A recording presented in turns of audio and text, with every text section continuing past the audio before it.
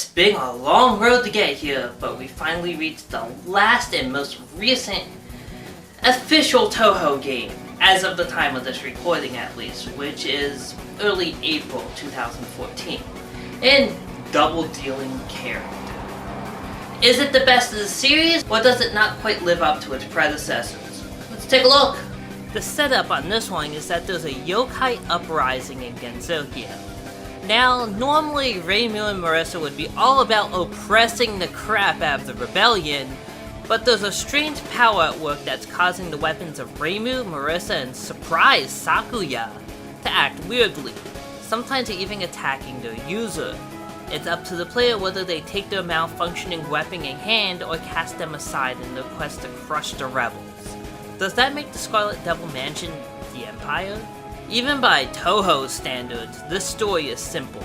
The girls fly around beating up resistance members before they find the ringleader, Shinmyo Moro Sukuna, a creature called an Inchling with the power to imbue objects with a consciousness with her miracle mallet. Unfortunately, fighting isn't her specialty, and she's crushed by Reimu's party. After, the girls search for a way to undo the magic and confront Raikou Horikawa, who seems to know the method. After some brutal persuasion, the way to restore the items is revealed and everything goes back to normal. Story aside, how's the gameplay?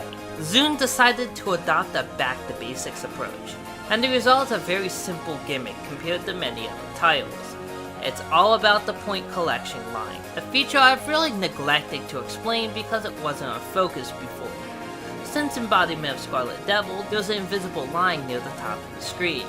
If your character passes it, all the items on the screen will be auto-collected by the player. This encourages more reckless play to collect the items. In this one, if you collect enough items at one time through this mechanic, a piece of bomb or heart will appear.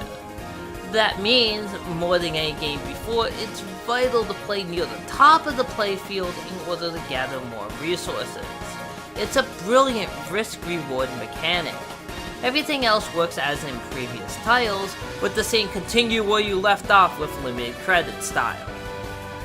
That being said, it's still not a cakewalk, as the bosses pull some really interesting things like inverting the screen, and controls, and even making your character grow to massive size. It's one of the more inventive in the series because of it. The graphics are a meager step up, as is typical for the series, but it's pretty intensive to run with fraps, so my computer began to struggle.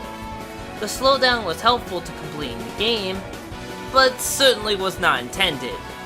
You should know what to expect sound-wise by now. It's definitely a high point in the series, and I eagerly look forward to the next title.